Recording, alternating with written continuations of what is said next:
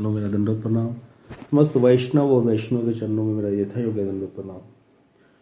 श्रीमद् भगवद गीता अध्याय दूसरा, कितने नंबर श्लोक चल रहा था?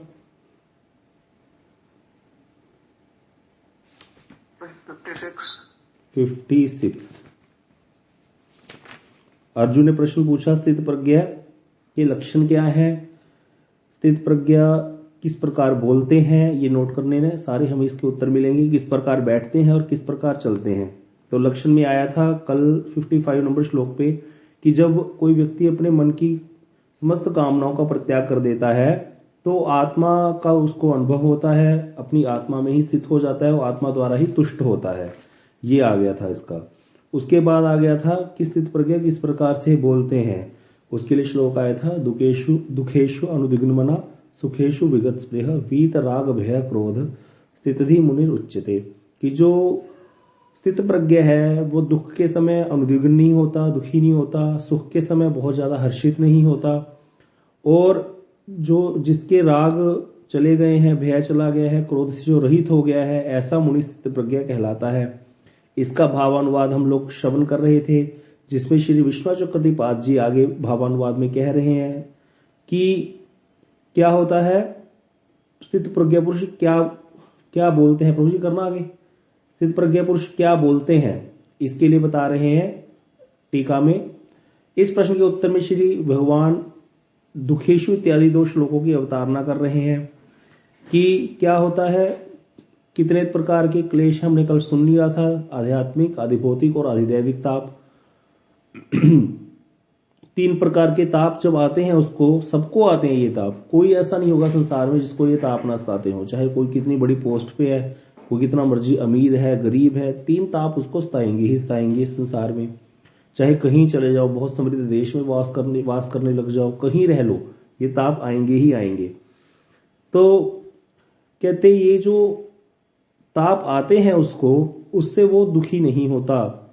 इन दुखों के उपस्थित होने पर वह सोचता है कि प्रारब्ध से कारण, मेरे जो कर्म है उनके कारण मुझे जो भी मिला, इसीलिए मुझे उसको भोगना है। और ऐसा जान करके स्वयं से कुछ कहते हैं। अर्जुन ने प्रश्न किया था ना कि क्या बोलते हैं, तो बोले स्वयं से तो कुछ कहते हैं और दूसरों के द्वारा पूछे जाने पर स्पष्ट रूप से बोल देते हैं, लेकिन उत्तेजित नहीं होते। तो यहाँ पर बहुत ही प्रैक्टिकल बात श्री विश्वचक्रपाद जी कह रहे हैं कि ये नहीं है कि वो चुप ही कर जाएगा, बताएगा ही नहीं, बताएगा, लेकिन उसको ये बात पता है कि ये मेरा ही प्रारब्ध है, इसीलिए इसको आराम से वो भोगता है, उत्तेजित नहीं होता। दुख के उपस्थित होने पर उसके मुख पर किसी भी प्रकार की विकृति नहीं आती, इसीलिए विज्ञजन ऐसा लक्ष्य करते हैं कि इसको कोई उद्वेग नहीं है। अब यहाँ पर एक बात बता रहे हैं, बहुत इंपॉर्टेंट है, समझने वाली। यदि कोई व्यक्ति क्या करता है, कपटी हो और वो बनावटी रूप से अनुद्वेग का लक्षण प्रकट करता है, मतलब वो दिखाता है कि मुझे कोई दुख है नहीं, लेकिन अंदर से बड़ा दुखी है, तो उस समय भी लोग समझ जाते हैं कि ये गलत आचरण कर रहा है, उसको भ्रष्ट कहते हैं।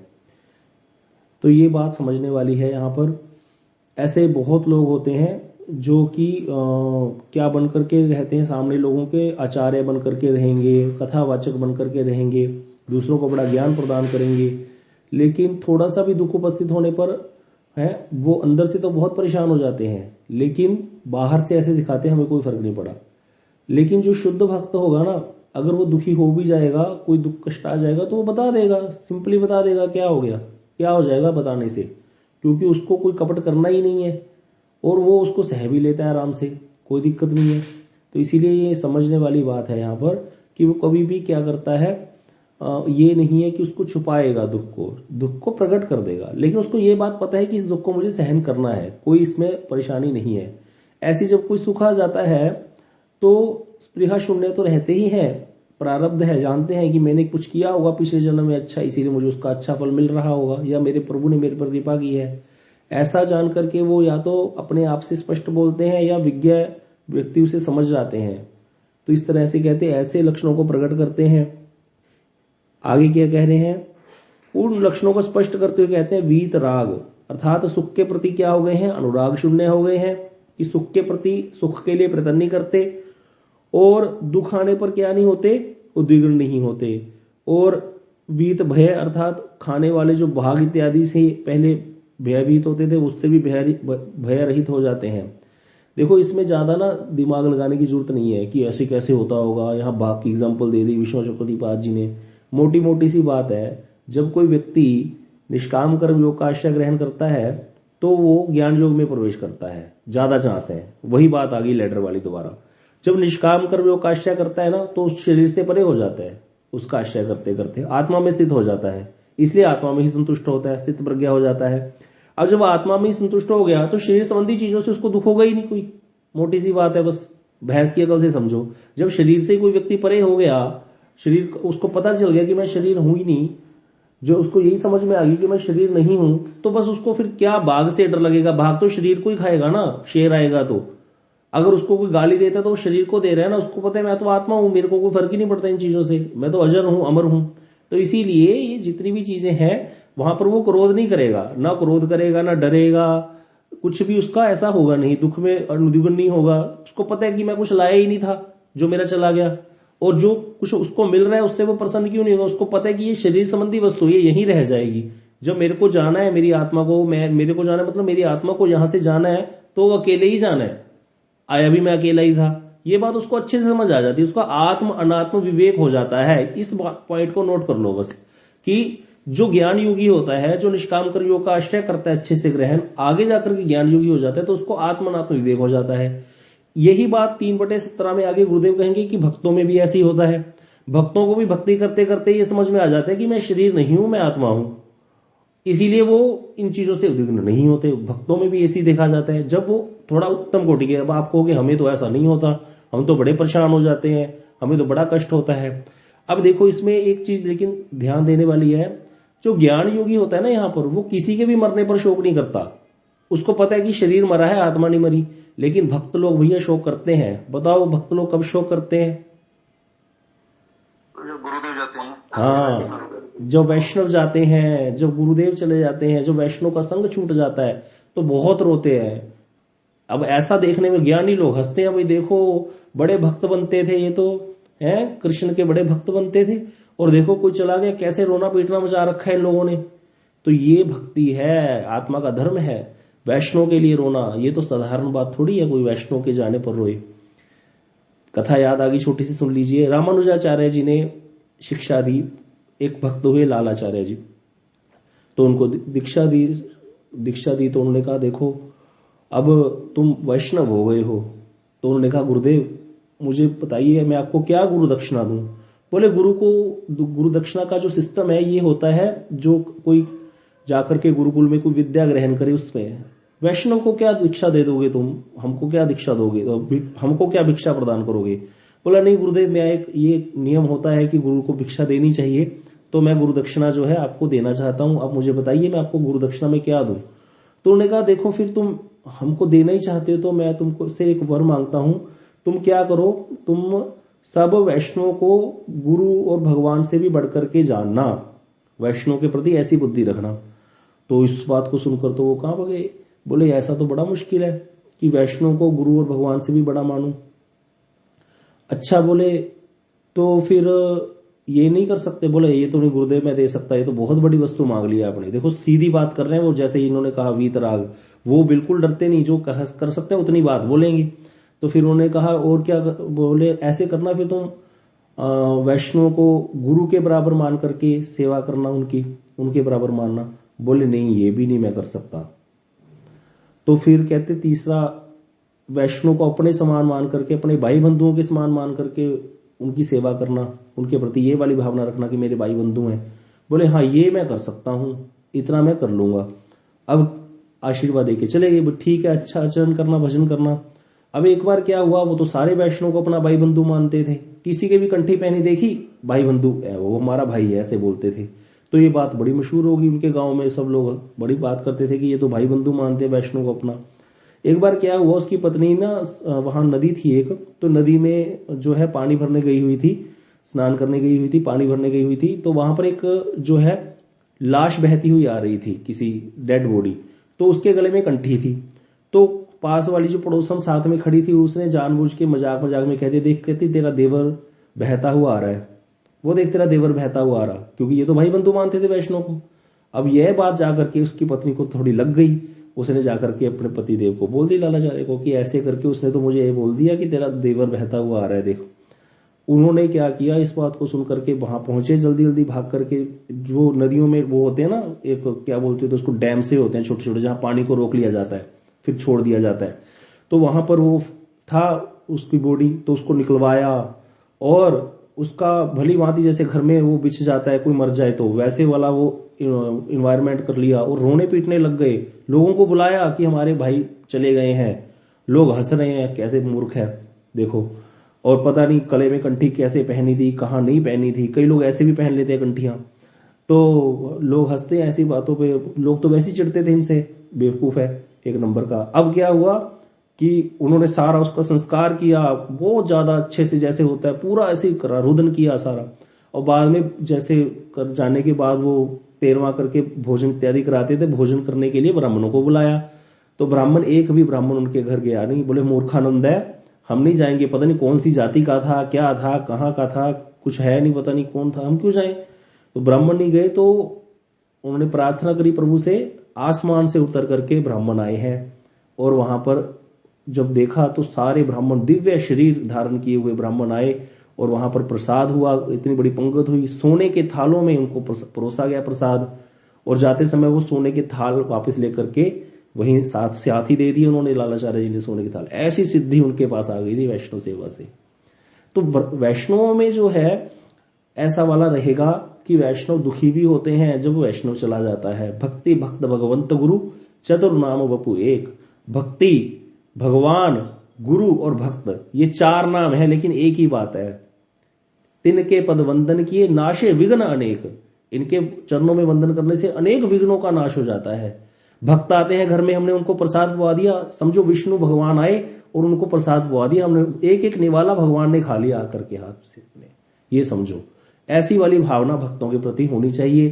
तो इसीलिए ये जो हम पढ़ रहे हैं ये ज्ञानियों के लिए, इसको भक्तों पे पूरा पूरा अप्लाई नहीं कर देंगे हम, भक्ति के लिए आगे आएंगे, बहुत कुछ आएगा अभी।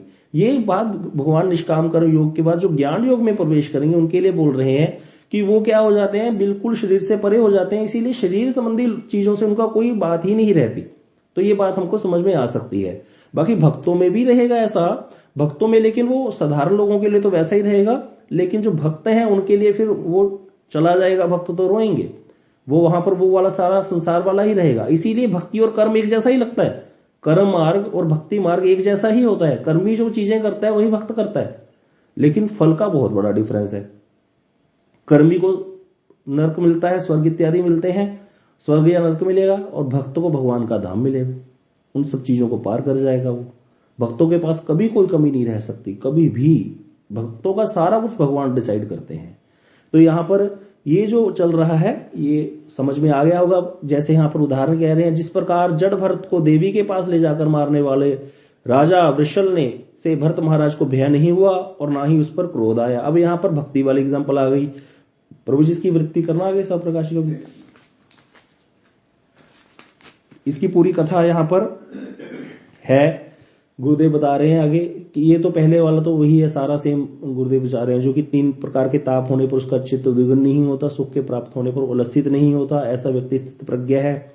जो व्यक्ति प्रिय वस्तु को प्राप्त करके आह्लादित नहीं होते हैं वो स्थित प्रज्ञ है।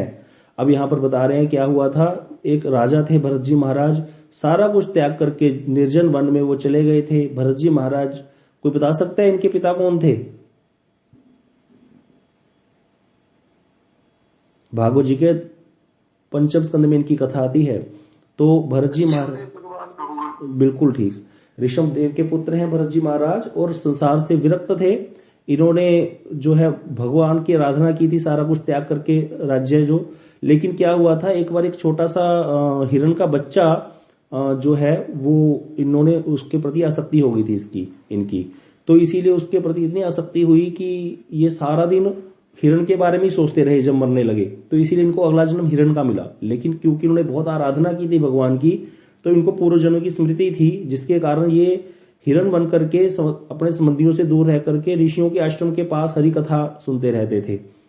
और ऐसे कहते फिर क्या लिखा आगे, अपने पूर्व जन्म की तीव्र भगवत आराधना के फल से पुणे किसी धर्मप्राण ब्राह्मण के घर में फिर दोबारा जन्म लिया, तीसरा जन्म हुआ फिर भरत जी का। तब इनका नाम रखा गया जड़ भरत। क्यों?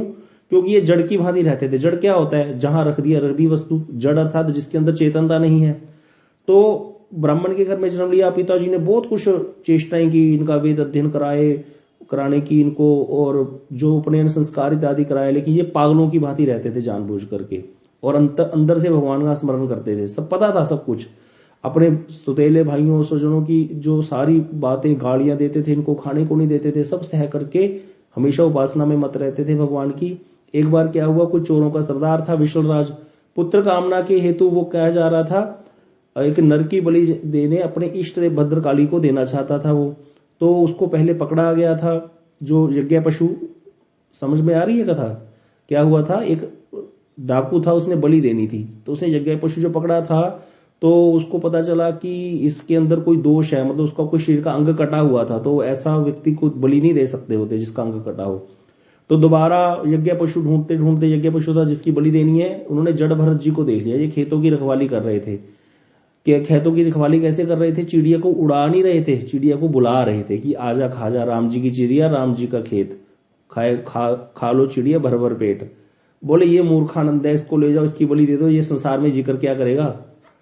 तो इसीलिए भरत जी को पकड़ के ले गए और वहां पर खिलाया पिलाया अच्छे से। भरत जी खा रहे हैं आराम से, जड़ भरत बन गए तीसरे जन्म में इनका। इनको तो कोई फर्क ही नहीं पड़ता क्या हो रहा है क्या नहीं हो रहा, सब पता है, लेकिन चुप रहते हैं और खाए पिए जा रहे हैं आराम से। उन्होंने बहुत अच्छे से इनको सजाया, चंदन लगाया, बलि देने के लिए नित्य इत्यादि किया, सामने उपस्थित किया।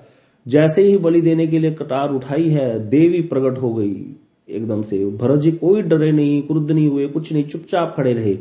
जैसे ही इनका सिर काटना चाहा, देवी प्रकट हो गई वहां पर। काली जो है, हाथों से खड़क छीन लिया राजा, उसका वो जो डाकू था, और उसका गला काट दिया। सारे जितने वो डाकू थे, जो उनके सरदार था, उसके जितने अनुचर थे, उनको मार के देवी सबका खून पी गई।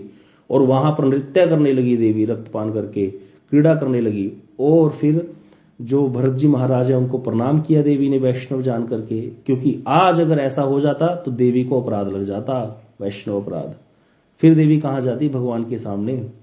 तो इसीलिए आज भी ये मंदिर है भद्रकाली देवी का, कुरुक्षेत्र में गुरुदेव लिख रहे हैं।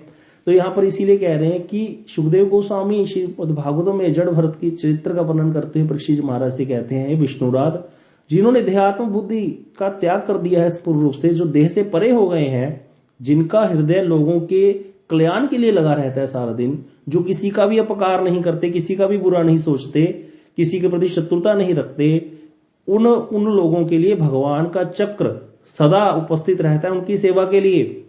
भगवान का सुदर्शन चक्र सोचो, जिन्होंने भगवान के अभय चरण कमलों का आश्रय ग्रहण कर लिया, कहते वो अपना सिर छेदन का समय आने पर भी, उपस्थित होने पर भी उद्विग्न नहीं होते। इसमें कोई आश्चर्य की बात नहीं है, क्योंकि वो शरीर से तो परे ही हो चुके हैं। वो तो सिर्फ जीवन धारण कर रहे हैं अब लोगों के लिए, दूसरों के लिए ही उनका जीवन है, भगवान की आराधना करते हैं। तो ऐसे ही यहाँ पर ये श्लोक है, दुर्गेशु उद्विग्न मना, ये तो समझ में आ गया होगा सबको। भक्तों के लिए भी यही श्लोक है, ज्ञानियों के लिए भी, लेकिन यहां ये श्लोक दूसरे अध्याय में ज्ञानियों के लिए ही प्रयोग किया गया है। तीसरा श्लोक सब लोग उच्चारण करेंगे, लेकिन माइक म्यूट करके ही। यो सर्वत्र अनभिस्नेह तत प्राप्य शुभाशुभम नाभिनंदति ना द्वेष्टि तस्य प्रज्ञा प्रतिष्ठिता। तो यहां पर क्या कह रहे हैं? अन्वय इसका कौन करेगा प्रभु जी? यहां पर डॉक्टर अच्युत आप कीजिए इसका अन्वय। यह जो सर्वत्र पुत्र मित्र आदि में अनभिस्नेह स्नेह रहत तत् उस शुभाशुभम अनुकूल और प्रतिकूल को प्राय अप्राप्य पाकर ना अभिनंदती, ना प्रसन्न होते हैं, ना द्वेष्टि, ना द्वेष करते हैं, तस्य उनकी प्रज्ञा बुद्धि प्रतिष्ठा स्थिर है। अनुवाद। जो व्यक्ति सर्वत्र स्नेह रहित होते हैं और अनुकूल प्राप्ति से ना तो प्रसन्न होते हैं और ना ही प्रतिकूल के प्राप्त होने पर उससे द्वेष करते हैं, उनकी बुद्धि स्थिर है। ये भी समझ में आ गया होगा। मनीष प्रभु आप समझाइए इस श्लोक का अर्थ क्या है। मदन मोहन प्रभु। हरे कृष्ण प्रभु जी। जो व्यक्ति मतलब स्नेह के बिना होते हैं, उनको किसी भी अगर कोई चीज उनको प्राप्त होती है तो उससे उनको ना तो खुशी होती है, ना कोई चीज अगर कोई उनके मतलब कि मन के अनुकूल नहीं होती, प्रतिकूल हो जाती है। उनके अनुकूल होती है तो प्रसन्न नहीं होता है, और उनके प्रतिकूल होती है तो उसको उनको कोई फर्क नहीं पड़ता, कोई दुख नहीं होता उससे। उनकी बुद्धि हमेशा स्थिर रहती है। क्यों? क्योंकि वो शरीर से परे हो चुके हैं। यहाँ पर भी वही लॉजिक आएगा, वही ज्ञान वाली बात आ गई प्रभु जी। हाँ, ये वहां पर यहीं पर यही लॉजिक ही आएगा दोबारा, क्योंकि वो आत्मनात्म विवेक हो गया है, इसीलिए बोल रहे। ये सारे श्लोक एक जैसे ही हैं। फिर आगे यहाँ पर भावानुवाद करते हैं हम। यहाँ अभिस्नेह का अर्थ क्या है? अभिस्नेह की जो उपाधि युक्त स्नेह से रहित है, किंतु दयालु होने के कारण ऐसे व्यक्तियों में भी थोड़ा निरुपाधिक स्नेह अवश्य ही रहता है। तो यहाँ पर कहते हैं उपाधि युक्त स्नेह किसको बोलते हैं, उपाधि किसको कहते हैं समझो। जैसे मैंने कहा प्रधानमंत्री नरेंद्र मोदी, तो आप कोई बता सकता है इसमें उपाधि क्या है? उपाधि क्या है इसमें से? हाँ, प्रधानमंत्री उपाधि है। अच्छा, अगर इलेक्शन हो, ये प्रधानमंत्री ना बने, योगी जी प्रधानमंत्री बन जाएं, तो फिर उपाधि चली गई, ठीक है। तो लेकिन नरेंद्र मोदी तो अभी भी होगा, बाद में भी होगा, तो इसका मतलब प्रधानमंत्री जो है ये उपाधि है। तो कहते जो उपाधि युक्त स्नेह रहित है, उपाधि युक्त स्नेह अर्थात जितने भी संसार में हम जीव है ना, सब उपाधियों से युक्त है। मैं ब्राह्मण हूं, ये मैं क्षत्रिय हूं, मैं वैश्य हूं, मैं शूद्र हूं, ये उपाधि। मैं राजा हूं, मैं रंक हूं, ये उपाधियां हैं सारी। वास्तव में तो जीव है, जीवात्मा है। तो उपाधि युक्त स्नेह से रहित होते हैं कौन? जो आत्मनात्म, जिनको विवेक हो जाता है, वो आत्मा संबंधी बात करते हैं। आत्मा का कोई उपाधि नहीं। आत्मा की जब शरीर धारण कर लिया तब उपाधि आ गई।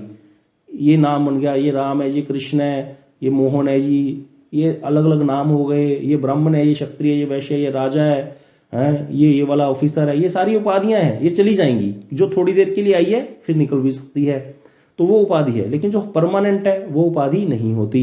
तो जीवात्मा तो परमानेंट है, तो वो उपाधि नहीं है। तो इसीलिए उपाधि युक्त स्नेह से तो रहित हो जाते हैं वो।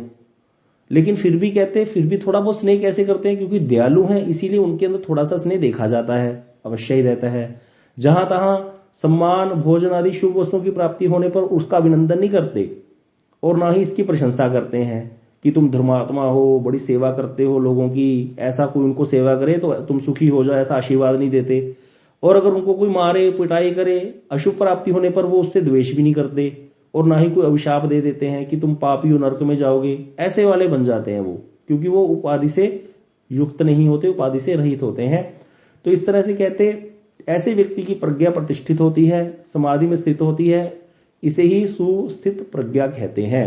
अब यहाँ पर गुरुदेव बता रहे हैं कि स्नेह दो प्रकार का होता है, जो अभी हमने सुना। स्नेह देह से संबंधित स्नेह, वो सोपाधिक स्नेह है, उपाधि युक्त स्नेह है। और देह भगवत संबंधी स्नेह होता है, वो निरुपाधिक स्नेह होता है। अब आप कहोगे वैष्णव तो वैष्णव को प्रेम करते हैं, वहां पर तो उपाधि आ गई। लेकिन वैष्णव उपाधि ही नहीं है, जीवात्मा वैष्णव है। चाहे कुछ भी होता रहे, वैष्णव जीवात्मा है, क्योंकि वो विष्णु का ही अंश है। इसीलिए जीवात्मा वैष्णव है। तो भगवत संबंधी जो है जितनी भी चीजें हैं ये निरुपाधिक है। तो इसीलिए गुरुदेव ने अच्छे से समझाया इसको कि एक सोपाधिक स्नेह है जो देह से संबंधित है, वो जितना भी होगा वो सोपाधिक होगा, वो चली जाएगी, क्योंकि देह भी चली जाएगी। देह नष्ट होगी तो देह से संबंधी वस्तुएं भी नष्ट हो जाएंगी। तो वो सारा, अब देखिए आप बताओ, इसमें से मैं कुछ नाम लूंगा। मेरी कार, ये औपाधिक स्नेह है, मैं अपनी कार से बड़ा प्रेम करता हूं। बाहर कोई हाथ भी लगाएगा कार को तो आवाज आती है तो एकदम से भाग के जाऊंगा। तो ये सोपाधिक स्नेह हुआ या निरुपाधिक स्नेह हुआ? हाँ, क्यों? क्योंकि वो उपाधि है। कार तो चली जाएगी जब मैं मर जाऊंगा, या कार तो वैसे ही नष्ट हो जाएगी, मेरे जीते जीते भी कार नष्ट हो जाएगी। तो ये सोपाधिक स्नेह है। ऐसी कहा मैंने, मेरा घर, मेरे घर के ऊपर कोई बाहर से कोई मार रहा था कुछ, तो ये घर जो है ये क्या है, देह संबंधी है या भगवत संबंधी है? ये देह संबंधी है। इसीलिए ये सोपाधिक स्नेह हो गया। तो जितना भी प्रकार की ये चीजें हैं ये सोपाधिक स्नेह है। और भगवत संबंधी स्नेह जो होता है निरुपाधिक स्नेह है। मैं मठ की रक्षा कर रहा हूं, ये निरुपाधिक है, क्योंकि मठ भगवान का है, मंदिर है। इसी प्रकार कोई अपने घर को भी भगवान का मंदिर माने तो उसमें फिर वो निरुपाधिक स्नेह ही माना जाएगा। लेकिन वो एक स्टेज आती है धीरे धीरे। आगे बता रहे हैं कि देहात्म बुद्धि वाले साधारण लोगों में क्या देखा जाता है? सोपाधिक स्नेह ही देखा जाता है। हम लोगों में सोपाधिक स्नेह होता है। और स्थित प्रज्ञ व्यक्ति जो होता है वो देहात्म बुद्धि से रहित होते हैं। वही बात आगे सारी, आत्मनात्म विवेक हो जाता है उनको, इसलिए वो सोपाधिक स्नेह से रहित होते हैं। किंतु प्राणी मात्र के कल्याण की भावना रखने के कारण वे निरुपाधिक स्नेह युक्त होते हैं। मतलब उनका जो, देखो हमारे घर में गुरुजी आए, हम तो अपनी फाइल लेके बैठे हैं कि गुरुजी बेटे की नौकरी नहीं लग रही, या हम सोच ही रहे हैं, बोल तो नहीं रहे, गुरुजी की सेवा करो, गुरुजी आशीर्वाद दे जाएंगे और फिर क्या होगा, हमारे सारे काम ठीक हो जाएंगे। कौन से काम ठीक होने की बात सोच रहे हैं हम? देह संबंधी। लेकिन गुरुदेव हमको इतना प्रेम कर रहे हैं, हमसे बातें कर रहे हैं, हमारा प्रसाद ग्रहण कर रहे हैं, जो हम उनको देते हैं, वो क्यों कर रहे हैं? वो हमसे निरुपाधिक स्नेह करते हैं। वो हमारे शरीर को देख ही नहीं रहे, वो हमारी आत्मा को देख रहे हैं। अब सोचोगे, थोड़े दिन पहले मुझे श्रीधर महाराज जी का फोन आया, तो मुझे कह रहे कि प्रभु जी आप क्या कर रहे हो? मैंने कहा महाराज जी मैंने आपने कहा था तो मैंने कथा शुरू कर दी। दिड़वा कथा हुई थी तो महाराज जी ने कहा था पंजाब के लोगों को आप कथा शुरू कर दो। तो मैंने कहा महाराज जी मैंने कथा शुरू कर दी। पता है मुझे क्या कर रहे बार बार? धन्यवाद प्रभु जी, धन्यवाद आपका। वो अरे आप सोचो, इतने बड़े वैष्णव, उनको मुझे धन्यवाद करने की जरूरत है या हमें उनको धन्यवाद करने की जरूरत है? बार बार मुझे धन्यवाद धन्यवाद, 10 बार एक ही शब्द बोल दिया महाराज ने थोड़ी देर की कॉल में, धन्यवाद धन्यवाद, बार बार, बहुत अच्छा किया। अच्छा उनको आपसे क्या मिल रहा है? हम उनको क्या प्रदान कर रहे हैं? यहाँ पर बैठे हमारे घर में आए, वो हमारा क्या उठा करके ले गए?